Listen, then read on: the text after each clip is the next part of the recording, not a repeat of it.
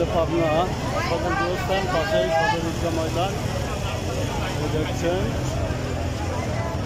আজকে 7 জুন 2025 পবিত্র ঈদুল আজহা দিবস।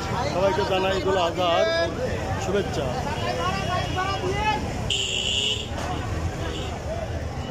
পাশে বেলুন বিক্রি চলছে, এই যে সবাই ভাড়া মাইক ভাড়ার কালেকশন চলছে।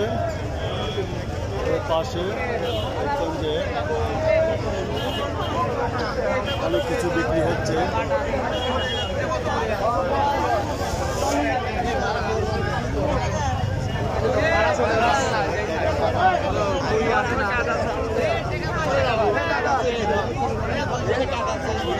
ঈদুল আজহা দিবস, এই যে মেলা লাগছে পাশেই মেলা, এই যে মেলাতে অনেক কিছু উঠছে।